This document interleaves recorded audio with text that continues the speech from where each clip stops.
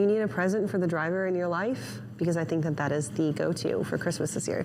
I need to find it and I need to buy it before everybody else does.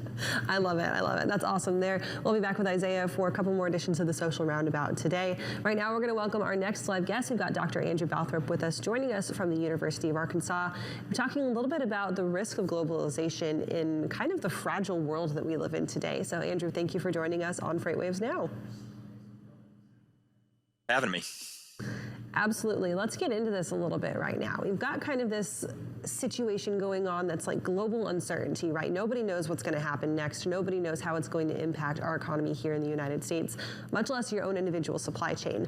What type of risk are we running now that we've really globalized supply chains so much? So the globalization of the supply chains that we've seen over the past really 30 years has been really a good force for reducing costs and enhancing efficiency and productivity. What we've seen in the last 2 years since COVID, though, is that we've uncovered different kind of risks in global supply chains than we've seen before in the past. When you look at these global supply chains, like if you were to look at electronics manufacturing, for example, is that, a third of the electronics that are produced in the world comes out of China, for example. And there's a bunch of different companies that produce there. You wouldn't think you were taking a lot of risks, but with COVID, for example, and COVID lockdown, is that you can lose all of those producers at one time. And so people are, they're becoming a lot more concerned with what does this diversification look like? That just having suppliers in different countries, isn't enough. Is that you need the suppliers in different countries, I guess, is that, having all your eggs in one basket, violates core tenets of supply chain principles. You don't want to have a single source for anything. And what's been going on with COVID has really kind of illustrated that.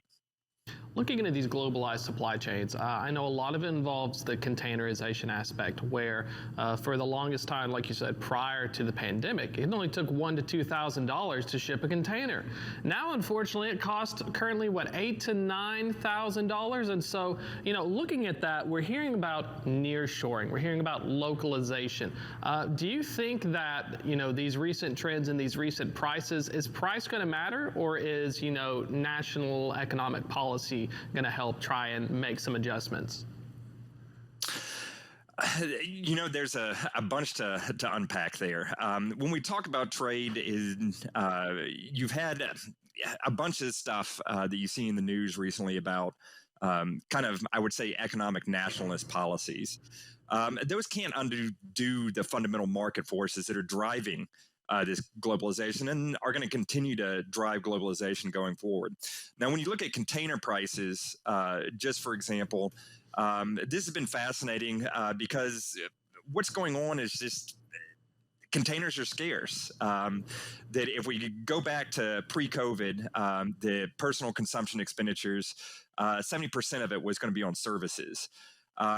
Just this last month, right, we still haven't gotten back to the 70% on services. Is that U.S. consumers have made a switch towards goods, durable and non-durable goods, and these things have to be moved. And more intensive logistics and transportation issues with that.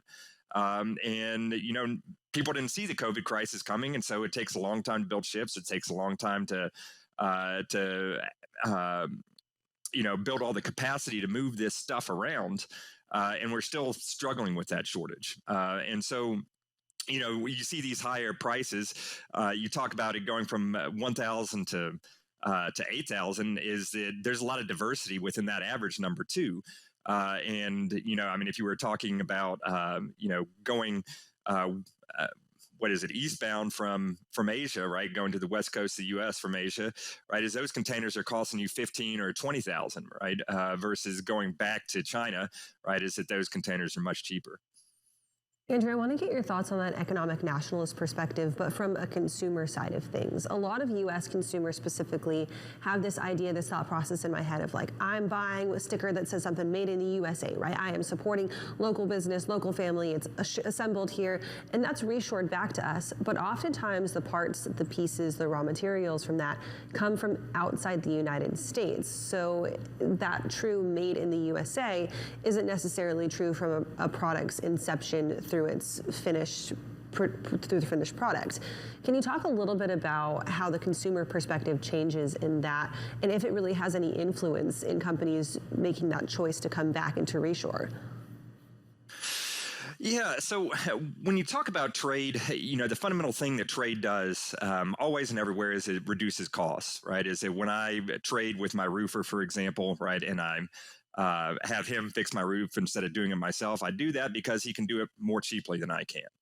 And it's the same way when we trade with other countries for goods. One of the things, for example, that you've seen, when you talk about global disruptions, is reduced capacity in fuel, right, because of what's going on in Russia and Ukraine, the reduce food production because of what's going on in Russia and Ukraine. And you have some kind of knee-jerk reactions that are, I would say, argue inappropriate. For example, you have India recently decided that they are not going to allow any exports of wheat or sugar. Now, is this a good idea or not? And at the end of the day, it's a bad idea. This is going to increase costs. The companies are making the decisions about where to purchase things, and how to do business, based on their profit incentives and their profit motives, and that implies reducing costs and doing things at the minimum cost possible. And so it's always easy for political leaders to point fingers at things, and these processes are really kind of more complicated than that. You see a lot of talk, for example, with U.S. oil production, and that we're continue to be a net exporter during this. During this disruption that we're experiencing now and the price spike in oil and natural gas that we're facing, and should we continue to export things? And you see arguments, right? Well, as we should keep that that capacity here, right, to reduce prices here. Well, it doesn't work like that, right? Is that you have the refiners that are geared towards refining a certain type of fuel from a certain well somewhere in the world, and you can't easily adjust all that stuff. And if you were to try to, right, the long run impact would be higher costs for everybody. Talking about if the global supply chains are a risk in the economy, looking even in an academic perspective, for the longest, the global supply chain had almost a deflationary impact where our goods got cheaper, our electronics got cheaper because of containerization and offshoring. Now with this disruption, it almost feels like it's becoming an inflationary concern. Do you think that looking at this, that this may be a temporary roadmap block, or is there like some actual structural concerns here? That's right. That's a great point, Thomas. That for a long time, the globalization did have a deflationary impact, right? As you're talking about reducing costs in different supply chains, right, and this is passed on to the consumer. Now what we're seeing, is that with disruptions and COVID-related lockdowns, or with the war in Ukraine and Russia, for example, these events kind of translate into higher prices through those supply chains. Now, in my view, this is temporary. We've got kind of issues of real scarcity just now. 2 years ago is that we basically shut down the global economy and reduced production.